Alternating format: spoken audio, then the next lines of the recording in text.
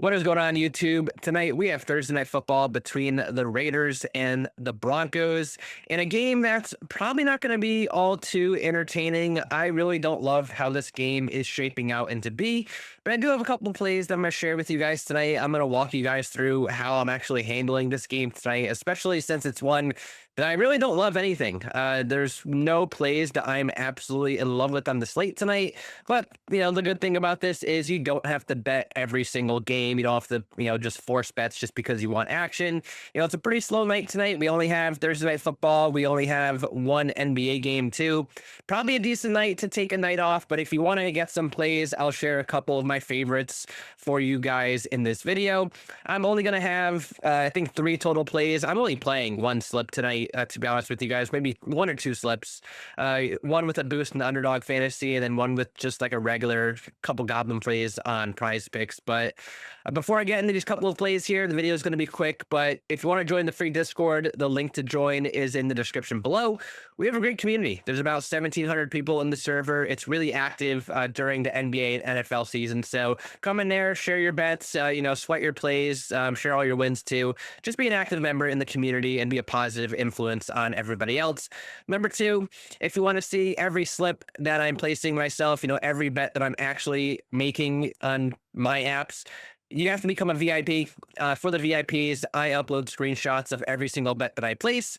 I give you guys all of my bets really early on in the week. So like yesterday and Tuesday, most of the all of the VIPs got most of my NFL bets that I already placed for Sunday. So we're getting ahead of a lot of line movement for the VIPs. And if you want a 7-day free trial for that, you have to use the link down below too, and you'll get a 7-day free trial. Or if you sign up using my promo code in Underdog Fantasy or using one of the links below, I'll actually throw in 3 months of VIP for free. Just send me a DM when you do it with a screenshot saying, hey, I signed up for Underdog Fantasy with code LayTheHouseRM. Send the screenshot of, after you made the deposit, and I'll send you a link for 3 months free of VIP. And that's honestly a really good deal. It gets you through the majority of the NFL season up until the playoffs. It gets you all the way up until basically the NBA All-Star break. So might as well take advantage of it if you don't have an account with Underdog.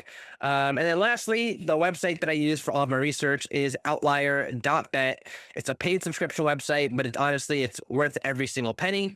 I've been using it for about 2 years now. I use it every single day for NFL, NBA, and WNBA when that's in season 2. And you can use it for college football, college hoops. I know that just started the other day, soccer, hockey, whatever you want to use it for. I just stick to the sports that I'm good at. So let's get into the plays for tonight. There's only a couple things that I like. It's only 2 straight plays and 1 parlay filler green goblin play, but we'll walk through them anyways. So the first play I'm going to be on is Cortland Sutton over 29.5 receiving yards. Now, this is the goblin play. I did check off the 58.5 because I will touch on that too, but mainly I'm going to focus on the goblin play over on PrizePicks. This is just the alternate line, the free win essentially. But basically, he's had 67 or more yards in 5 out of his last 7 games. The 2 games, he went under the 67 number, which is actually his regular line. I think his regular line's 57.5, but I'm going to use 67 just because that's what he's been hitting. The 2 games he went under were against Sauce Gardner and what's his name, Stingley on Houston. So 2 very difficult matchups for him here. He's been very boomer bust, but I think it's been, for the most part, matchup dependent. He had the really bad game against the Colts in what should have been a decent matchup for him. But basically, if it's not a really tough matchup for him, he's going to get his targets. He's going to get his yards. So I'm just going to go with the safe route with the 29.5 receiving yards. It's as low as you can get on him, where it's like a reasonable number.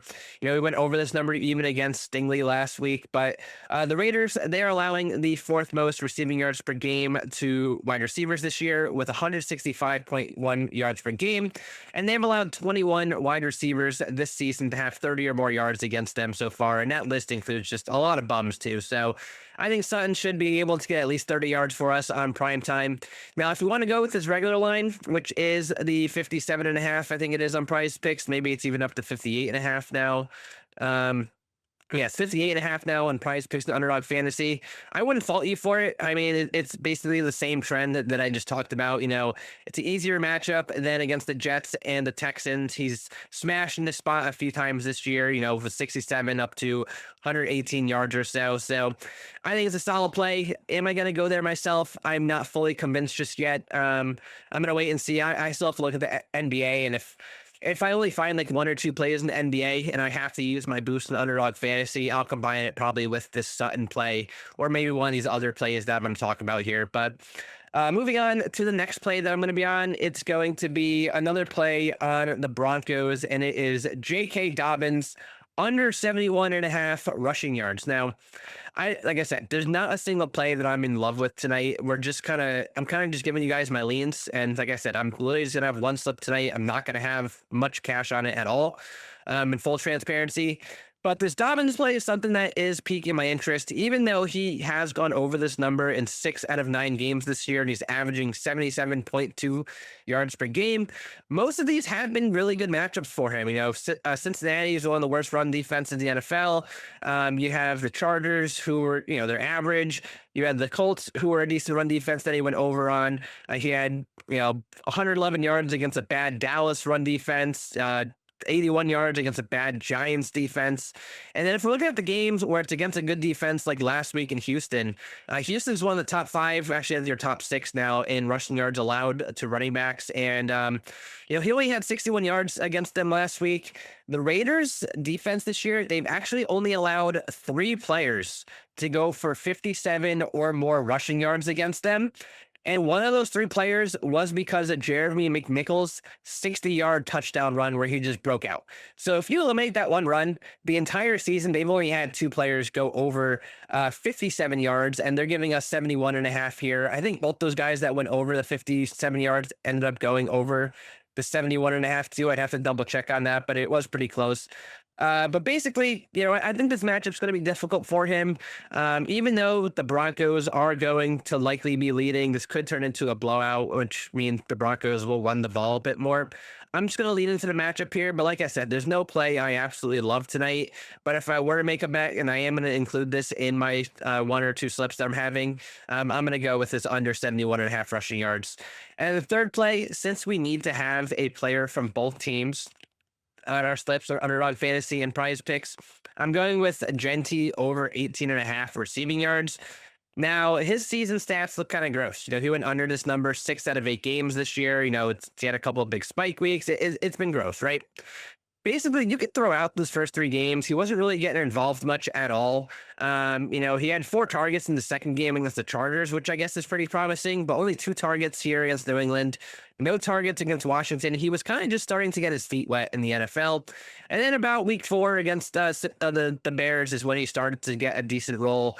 He had a couple really big spike weeks in the receiving games against teams who give up a lot of receiving yards to running backs.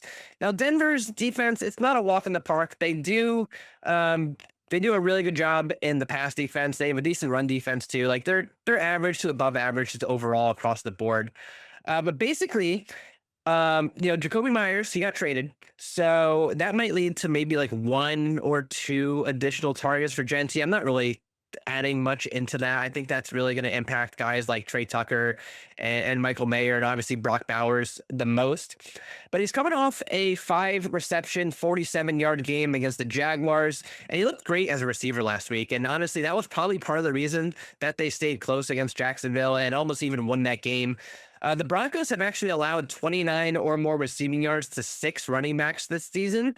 And all of the ones that didn't go over that 29 number were just guys who never get any passing work in general. They were just like a total, list of bums essentially, and RB2s, and just guys who don't have a lot of involvement in the passing game. Now, Genty doesn't have a ton of involvement in the passing game too. He's like number 4 on the team in target share, behind Myers, Tucker, Bowers. But obviously, you get rid of all these targets for Myers, they got to go somewhere.